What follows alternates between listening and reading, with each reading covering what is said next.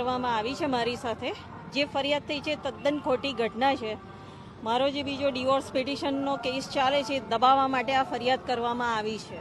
અને ગુજરાતના ઇતિહાસમાં, રાજકારણના ઇતિહાસમાં આ પહેલો બનાવ એવો બનશે કે રાજનેતા પોતાની પ્રેયસી જોડે ફરિયાદ કરાવે છે પોતાની ધર્મપત્ની પર. શરમ આવી જોઈએ ગુજરાત કોંગ્રેસને. એ લોકોએ રોડ પર આવવું જોઈએ મારા માટે. હું કહું છું મારા માટે બંગડીઓ પહેરવી જોઈએ ગુજરાત કોંગ્રેસ પાર્ટીએ. હું મારો ન્યાયના હક, હું મારા હકની લડાઈ લડી રહી છું. શરમ નથી આવતી આ પાર્ટીને. એના કરતાં તો લાલુ પ્રસાદ યાદવ સારો કે એના છોકરાના ડિવોર્સ કોર્ટમાં કેસ ચાલતા હતા અને એનું ટ્વીટ બહાર આવ્યું હતું ત્યારે એના છોકરાને પરિવારમાંથી અને પાર્ટીમાંથી સસ્પેન્ડ કરવામાં આવ્યો હતો. તો ગુજરાત કોંગ્રેસમાં આ વ્યક્તિને કેમ સસ્પેન્ડ કરવામાં નથી આવતો? અને આ તો લગ્નનો ઘોડો છે, આને તો છૂટો કરવો જોઈએ. અને એક મહિલા ઉપર આટલે જુઠ્ઠી ફરિયાદો, પોતાની ધર્મપત્ની, અને આજે 5 વર્ષથી આવી પોતાની પ્રેયસીને લઈને બજારમાં રખડે છે, જાહેરમાં રોડ ઉપર રખડે છે. કઈ પત્ની આવી રીતે જોઈ શકે છે? કઈ જ બની નથી. એમાં હું મારું રૂટીન મારું હતું. મારે મિલ્કશેક જોતો, હું લેવા માટે જતી હતી. હું ઇન્ટેન્સથી એવી રીતે ગઈ જ નથી. હું ઉતરું છું, એ લોકો બી આવે છે. હવે મેં તો કીધું નથી એમને તમે આવો અને હું આવું છું. કુદરતી જ બનાવ બન્યો છે. અને હું બી લેવા ઉતરું છું, એ બી લેવા ઉતરે છે. એટલે આ મારા હસબન્ડ, મારા પતિ ભરતસિંહ માધવસિંહ સોલંકી મને જોઈને ભાગે છે.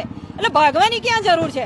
હું તારી ધર્મપત્ની છું. તું ઉભો રે ભાઈ. મારી સાથે વાત કેમ નથી કરતો? તારી ફરજ નથી મારી સાથે વાત કરવાની. તું નેતા સાનો? તું પબ્લિકની શું સેવા કરવાનો છું? અને તું તારી પત્નીને તું આવી રીતે પોલીસ સ્ટેશનના પગથિયા તું ચડાવું છું. તને શરમ નથી આવતી? ગુજરાત કોંગ્રેસને બી હું ચેલેન્જ કરું છું, તમારે લોકોએ મારી બંગડીઓ પહેરવી જોઈએ. તમે કોઈ બી મારા સમર્થનમાં નથી આયા. અને આ નેતાને હું સસ્પેન્ડ કરવાની માંગ કરું છું. અને નેતા એ બી નથી, એમના ભાઈ અમિત ચાવડા બી છે. એમણે બી મારી બંગડી પહેરવી જોઈએ અને એમણે બી બહાર આવવું જોઈએ. હું એક કુટુંબની, એમાં સોલંકી પરિવારની પુત્રવધુ છું. એ લોકોએ બહાર આવવાની ફરજ નથી પડતી કે આ શું થઈ રહ્યું છે? કુટુંબની આબરૂ નથી. એક ટાઈમના માધવસિંહ સોલંકી ગુજરાતના મુખ્યમંત્રી રહી ચૂક્યા છે. હું એમની પુત્રવધુ છું.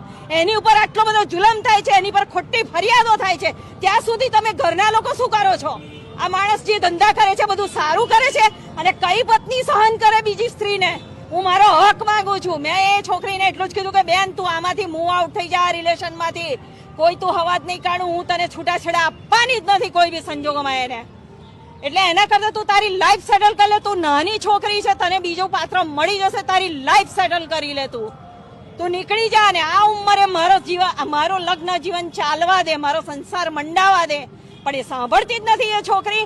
અને એને ઉંચકી લાઈને એ પ્રેયસી અને ધર્મપત્ની કરતા પોતાની પ્રેયસી એટલી બધી વાલી છે. શરમ આવી